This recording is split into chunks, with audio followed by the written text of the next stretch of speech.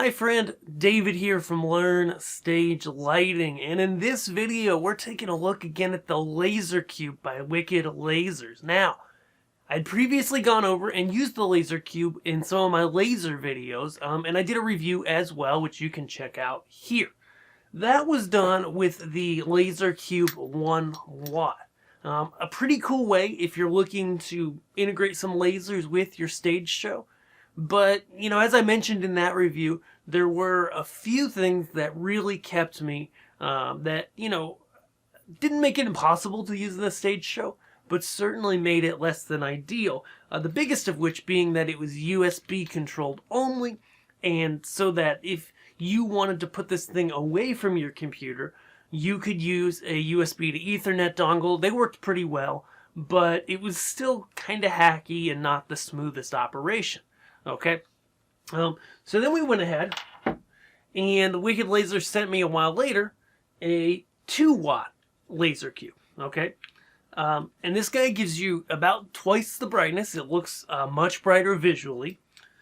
Still USB powered. Has a fan as well, whereas the one did not. So there's a little bit of noise there. And, it was a nice upgrade. And this was the one that is being sold, or has been sold, in the US up until this point. But today, there's a new kid in town, and it is the LaserCube Wi-Fi, or, as I get more excited, it also has wired network, okay? And so, what I want to do in this video, and thanks by the way to LaserCube, to Wicked Lasers for sending me these lasers, though my opinions here are all my own, and honestly, my goal here is to help give you the info to make your own decision more than making a recommendation myself. So this is a 2.5 watt laser. This is the big deal. And, they pack a lot of value into this box. So let's look into this thing. Let's look at what makes it tick and how we can get the most out of this laser. So first things first, I want to go over some basic setup. So as I mentioned, on the back, we have a wireless antenna for Wi-Fi. I believe it is 2.4 and 5 gigahertz, I believe. Doesn't really matter. But then there's also a wired network port, just a regular Ethernet jack. It's not an Ethercon. Again, this is not, a pro-grade laser. Like, it's a quality piece. They've done a good job with this. X-Laser in the US here is supporting them. But, it doesn't have an Ethercon like the X-Laser Skyriders and stuff like that. Okay, so we've got that. We've got our key on the back. We've got our connection for our off switch, whatchamacallit, for our safety switch here in the US. Power input, though, it is, you can keep it on power. It's a regular laptop charger if you lose your charger. Or it has a battery in there that'll last, I believe, at least 3 hours. Then we got a power switch and a safety cable attachment point. So they've really thought about improving this for those of us who use it in live shows. In the box, we get a number of things. Let's grab the box.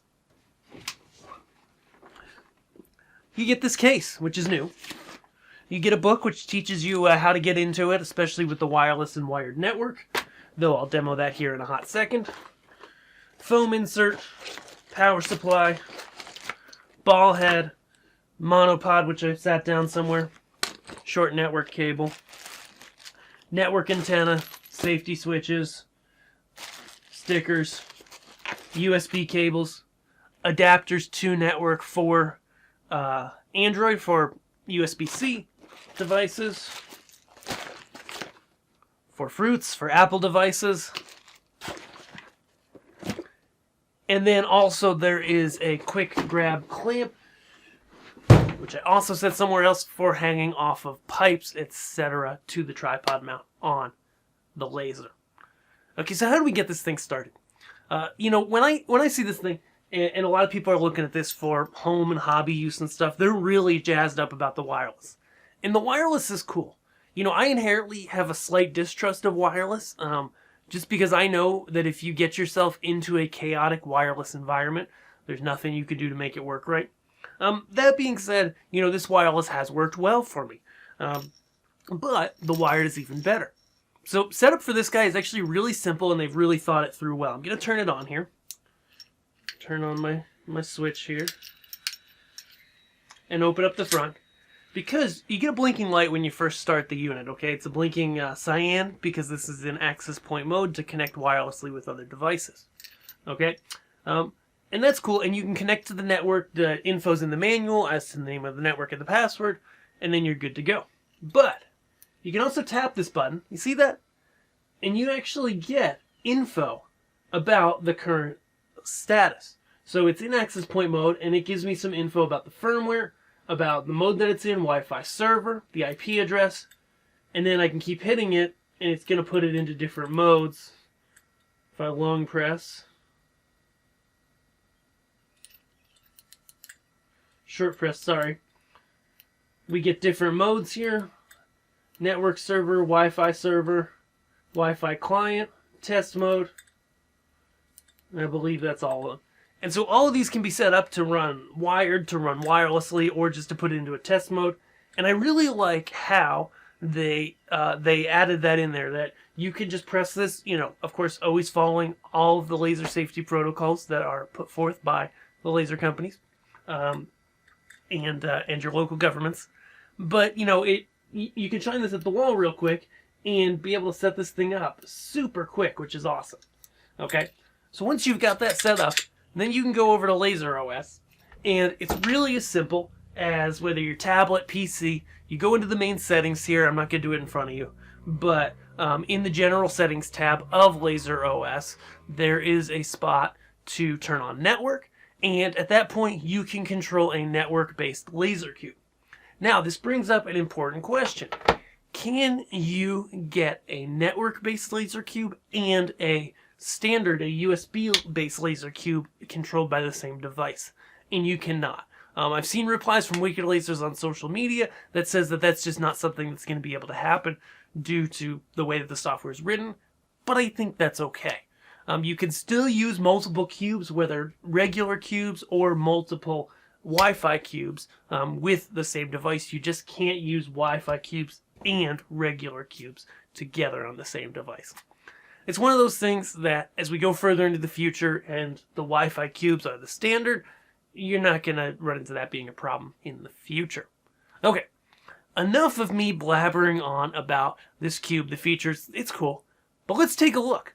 So I shot a bunch of video, both of aerial projections here in my office as well as on the wall. I wish I had a bigger space to do it in, but even in this situation on camera, we can see differences between the three cubes, and I want to talk about those now. Let's dive in. Alright, so the setup here, first setup I did was just all three of these pointed straight up for some aerial effects here. And so basically the basic setup is the leftmost cube is the 1 watt, the middle is the 2 watt, and the right is the 2.5 watt wireless. And so I've got the wireless running off of a Android tablet, and I've got the two USB ones, the 1 watt on the left and the center 2.5 watt running off of this laptop on Windows. And so keeping them in sync is a little bit tough between the two apps. Sometimes they're not in color sync perfectly, but you can see here once we get to a better shot, because right now the color's a little darker on the 2.5 watt, but it's pretty apparent both in person and in the video, I think, that, well, obviously the 1 watt is significantly less bright, but, you know, the 2.5 watt definitely has an edge on the former 2 watt unit as well, in terms of brightness, in terms of total image visual. So let's switch here to a different pattern. Now I've got some cool lines on this one. They are all in color sync here. I pressed the button at the same time. And I've just turned on some pixel balls that I have behind them as well, just to simulate some other light.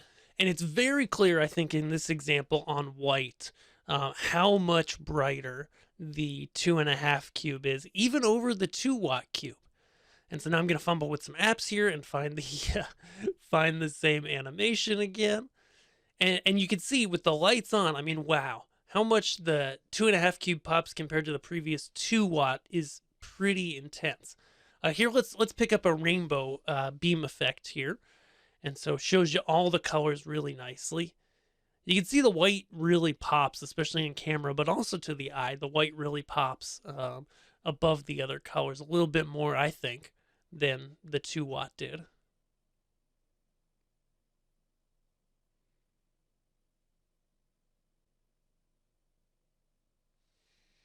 Now I'm going to go ahead and I'm going to point these at a wall, and we're going to look at some projections on the surface.